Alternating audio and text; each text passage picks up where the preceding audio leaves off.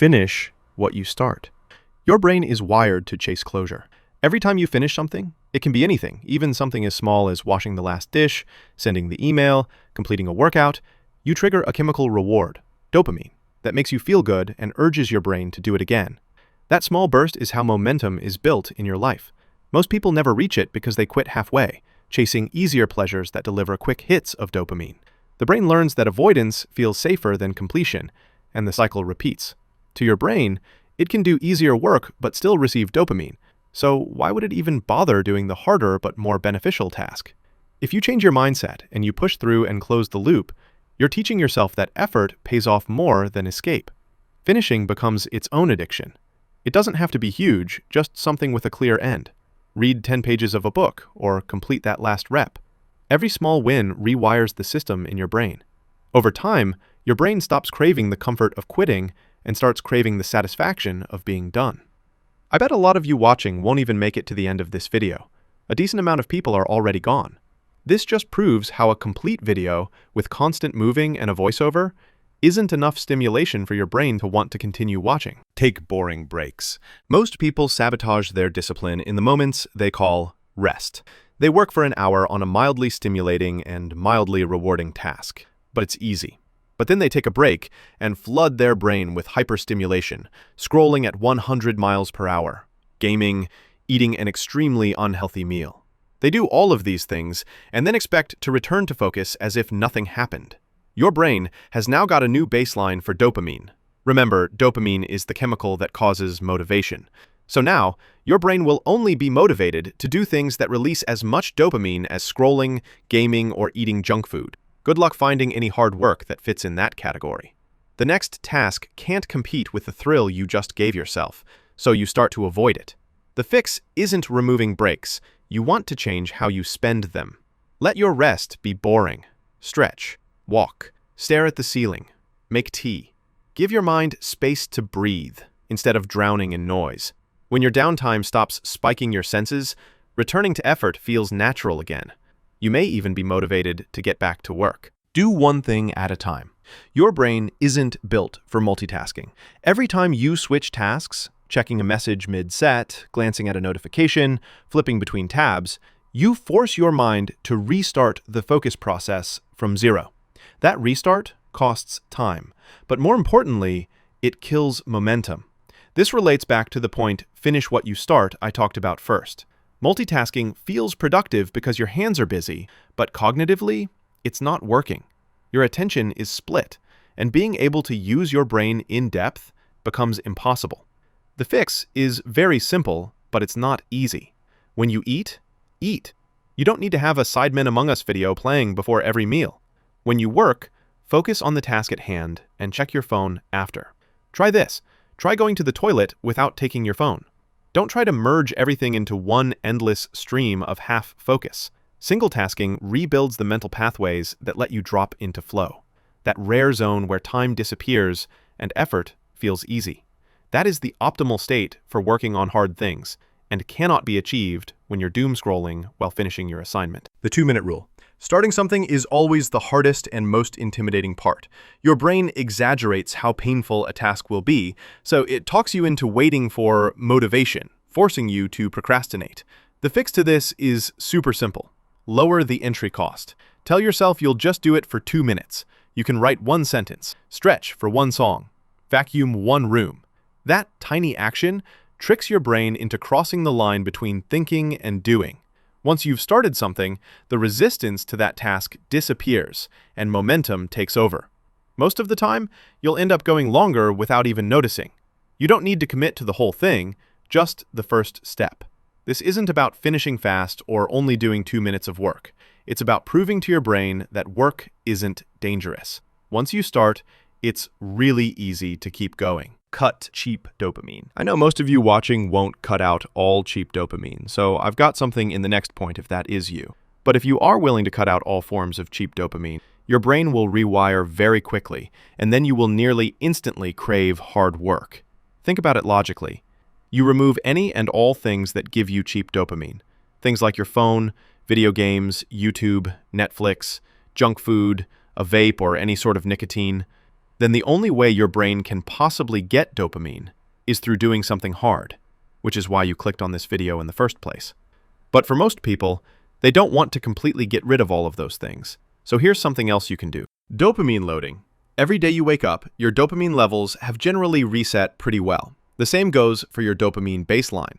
This can be used to your advantage, but most people use it to their disadvantage. The second they wake up, they hop straight onto TikTok, doom scrolling in bed, which, as you know by now, is a massive dopamine spike. But they then get up and try to go to work, or study, or do some sort of difficult task, which won't release anywhere near as much dopamine because your brain wants to keep increasing the levels it's releasing, and the hard, boring work just doesn't release the same amount. This makes it very difficult to actually get the work done. You will feel bored, annoyed, and won't be able to hold your focus for very long at all. Here's how you can actually use it to your advantage. When you wake up in the morning, you need to focus on doing the things you need to do, rather than things that release a lot of dopamine. Wake up, have a shower, and get straight into work, studying, whatever it is that you have to do. As the day goes on, maintain this state of low dopamine, which actually feels high, until you reach the end of your day when you're not going to be trying to do any more low dopamine tasks. Once you reach the end of your work, then you can start loading in all of the high dopamine, low effort tasks, like doom scrolling and junk food. If that was difficult to understand, you want to do the tasks in your day starting from low dopamine releasing tasks and moving up into high dopamine releasing tasks. That way your baseline will not drop throughout the entire day. Adopting a growth mindset. Most people work hard for some outcome that comes once they finish the hard work. Maybe it's money or it's a social outcome, which is great and perfectly fine. But working hard at something for only the sake of a reward that comes after can make the work a lot more challenging, as well as deter you from wanting to work hard again in the future. Switching your view to a growth mindset, which is putting yourself in the mindset of striving to be better, rewarding the hard work and effort you put in along the way rather than just the final outcome. You see the hard work as something that is great, even though it may feel bad in the moment. Being able to do this simple mindset switch allows your brain to release dopamine when you're experiencing a challenge or some sort of friction.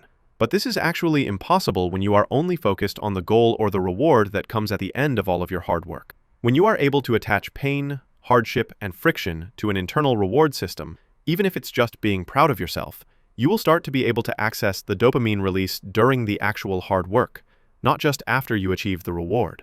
This not only makes the hard work more enjoyable, you actually make it less painful.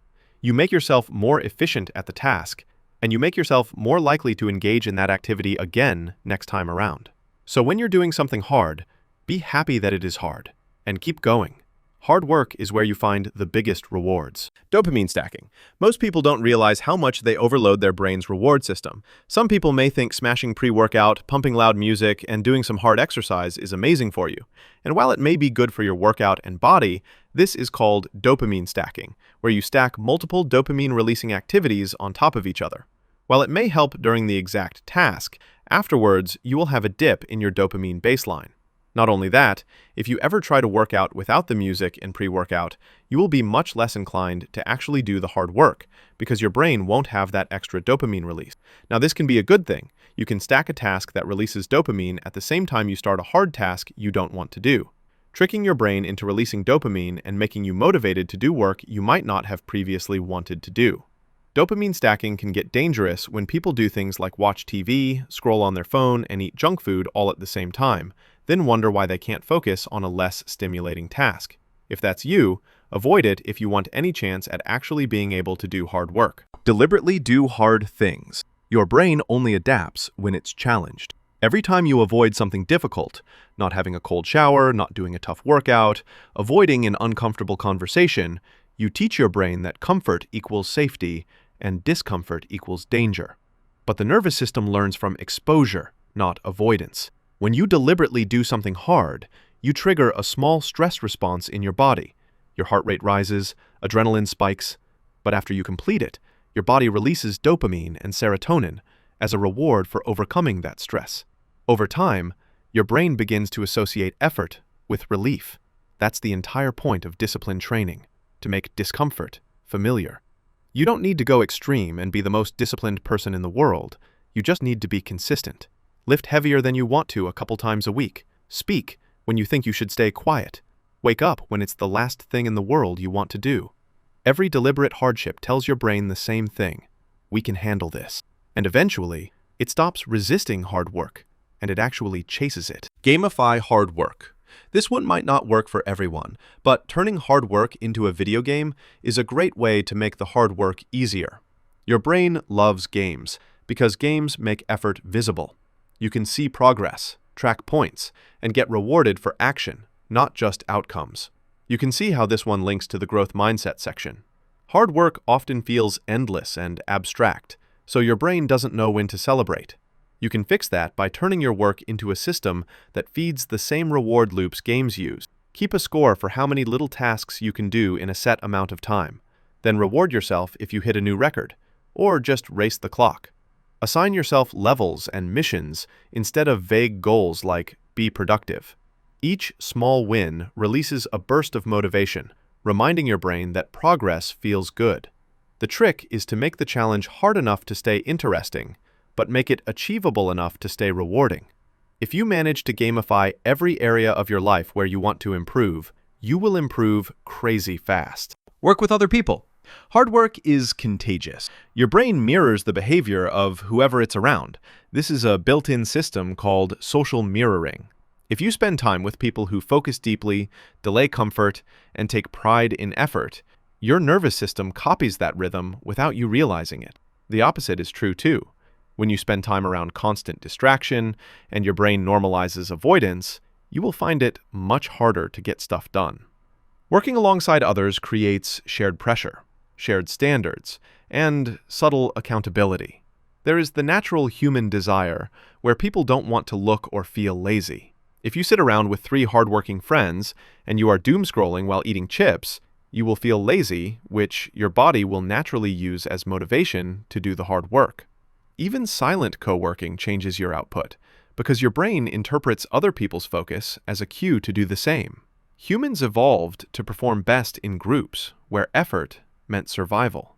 Surround yourself with people who treat discipline the same way, and your brain will naturally start seeing hard work as being a part of a group and surviving. Dopamine detox. This buzzword has been spread across all social media in the past few years, and most people probably don't actually know what it actually does. The world is built so that you can have a million forms of stimulation at your fingertips.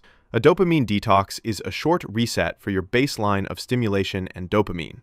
It allows you to come back down from the high of the modern world's constant stimulation and lets you think more clearly about what you want and how to get it.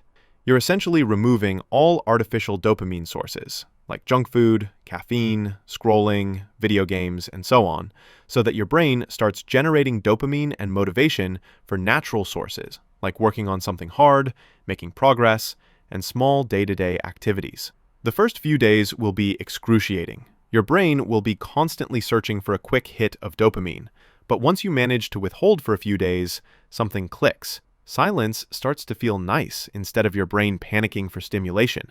Your focus returns, and you start appreciating small things, like simple exercise. Essentially, in a dopamine detox, you reset your baseline for dopamine and rewire what your brain rewards you for, changing it from instant gratification sources of dopamine to meaningful sources that will actually improve your life.